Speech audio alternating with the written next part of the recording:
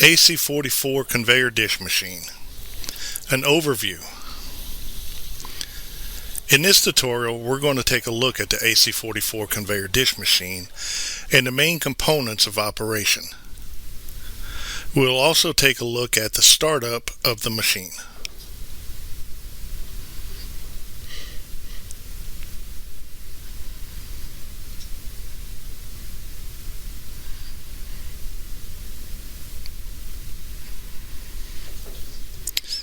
The AC-44 Conveyor Dish Machine.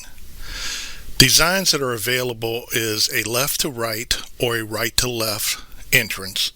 Configurations can also be either a high temp or a low temp operation. In this review, we're going to be looking at a low temp, right to left configuration.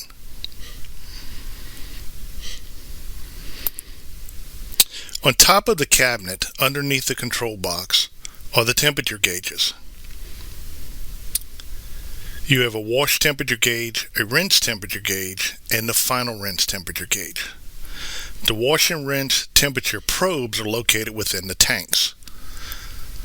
The final rinse temperature probe is located in the water inlet manifold. Behind the control box, you'll find the water inlet manifold. Anytime the water line is connected to dish machines, there should be a shutoff valve nearby. This allows for easy access for maintenance and repairs. The water inlet manifold is going to consist of a 3/4 inch Y strainer.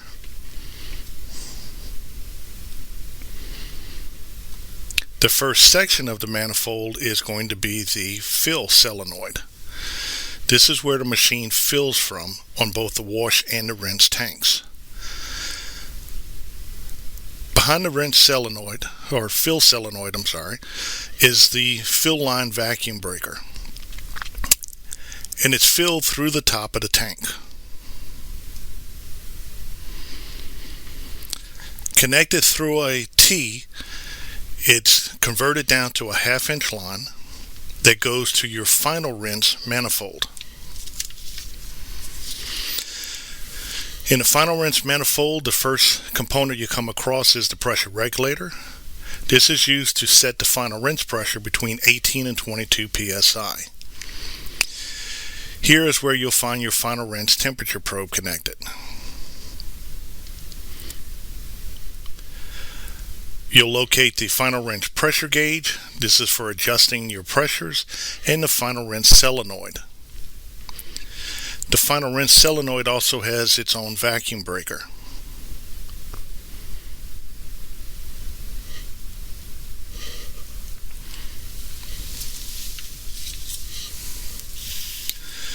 Here you'll find a union. This makes ease for maintenance, and your mixing chamber. You also have the clean out tee for your final rinse ports.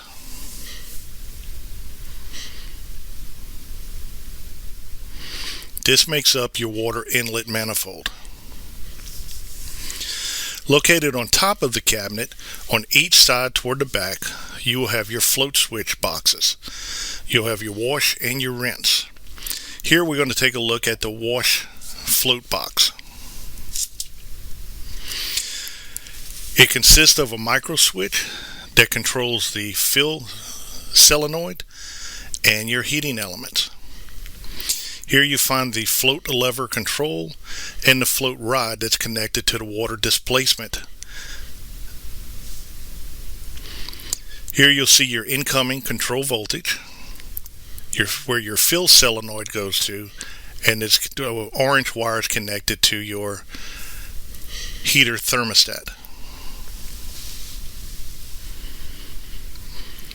Here we're going to take a look at the rinse float switches.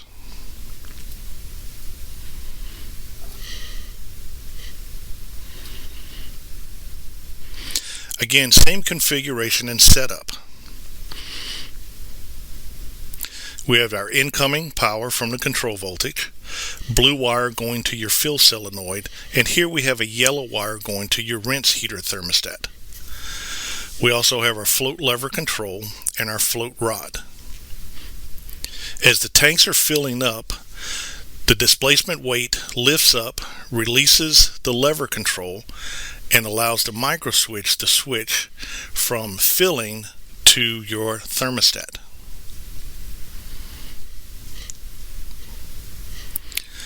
On the lower side of the cabinet, we have our front panels. These are held in place by Phillips screws. There's 2 on each panel located on the bottom.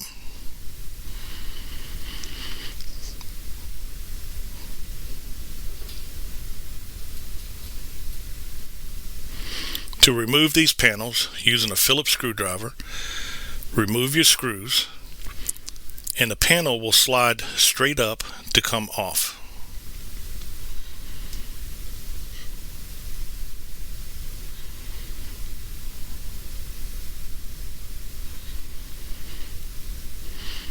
The panels are held on top with 2 lips that locks the top in place. Makes an easy design for removal and installation.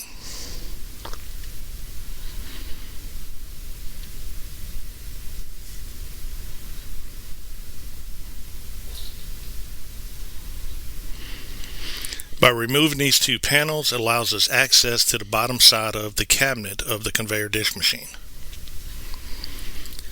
Underneath here, we have the wash pump motor. The wash pump motor is a 3 horsepower, 150 gallon per minute, 208 volts. The rinse pump motor. The rinse pump motor is 1/3 horsepower, 208 3-phase. And we have our conveyor motor. This is going to be located on the outside of the machine. It is also 1/3 horsepower. It's connected to a gearbox to reduce the speed.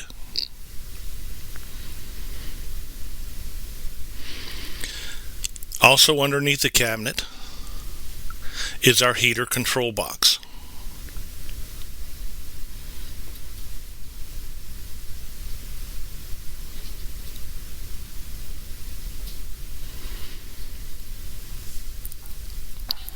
Inside of the heater control box, we have our wash heater relay and indicator light, and our rinse heater relay and indicator light. When the lights come on, it signifies that the heating elements have been engaged.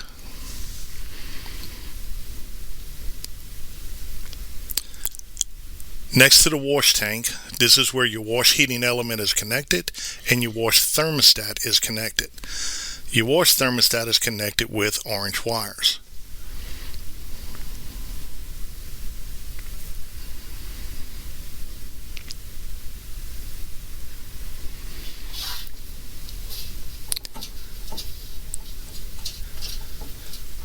Connected to the rinse tank is going to be your rinse thermostat and your rinse heating element. The rinse thermostat is going to be connected with yellow wires. Again, color coding for easy access and control.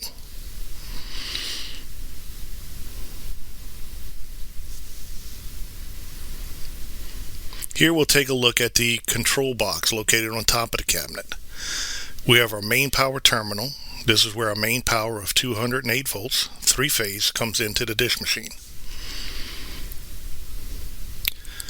From the main power terminal,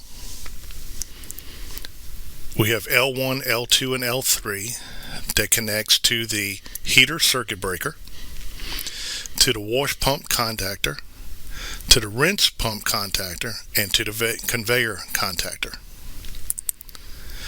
We also have L1 and 2 that is connected to the transformer.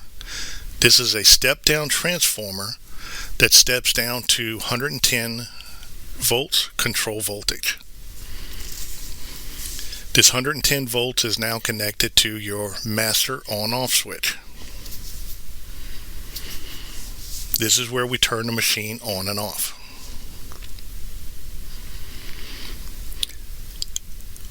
From your master on and off switch, control voltage is sent down to a control power terminal and to a common terminal. This is the distribution blocks to the rest of the machine.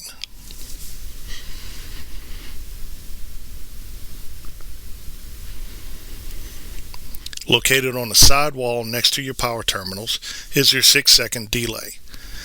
The blue wire comes in from your ice cube relay, rinse ice cube relay, and the purple wire is connected to the final rinse solenoid.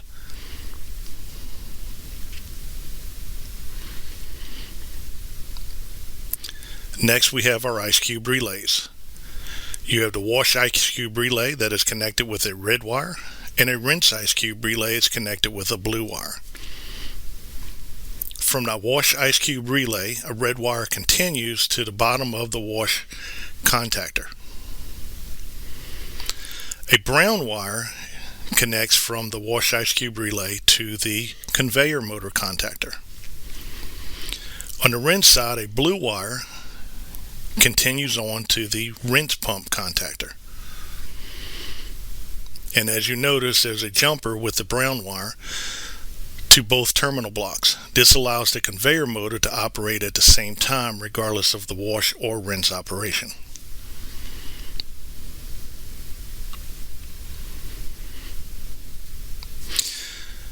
The heater circuit breaker is a 50 amp breaker.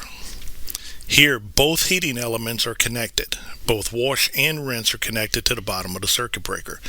This is resettable circuit breaker.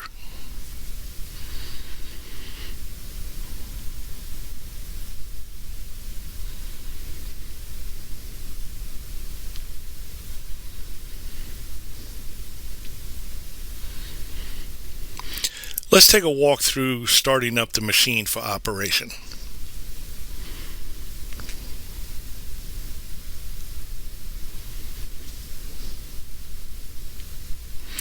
We want to make sure that all components are in place and ready for use. First, we do this by opening the front door. Slide it up, make sure that it's locked in place by its hinges.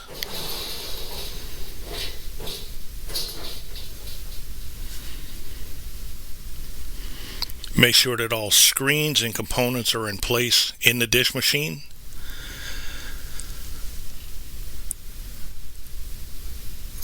Put in your wash pump filter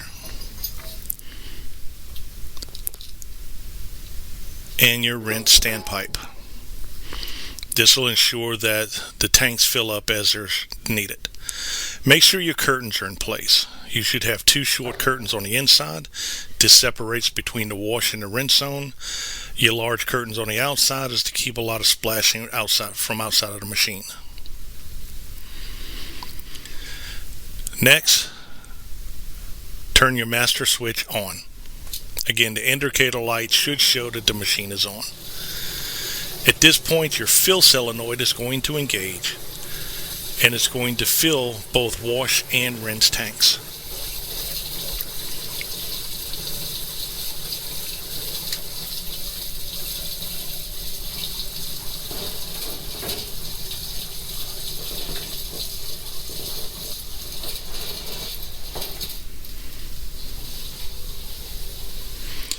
Once the machine is filled, check your gauges.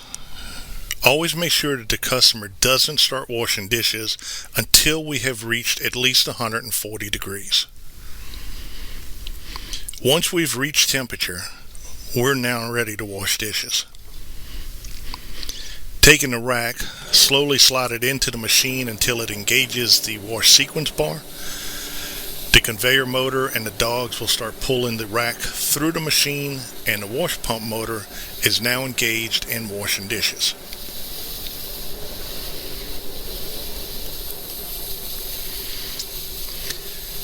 As the rack travels through the machine, it's going to reach the rinse sequence bar that will engage the rinse pump motor. 6 seconds later, your final rinse solenoid kicks on, and it does a final rinse for the dishes. When the machine is finished, the sequence bar will disengage and the machine shuts down, ready for the next operation. Once racks are finished, the rack should actually be pulled out and put on the lip of the table. This allows for easy access for air circulation and drying. This completes the overview of the AC-44 dish machine. Learn more about the AC-44 Conveyor Dish Machine by talking to your managers, regional manager, vice president, or contact the training center for more information.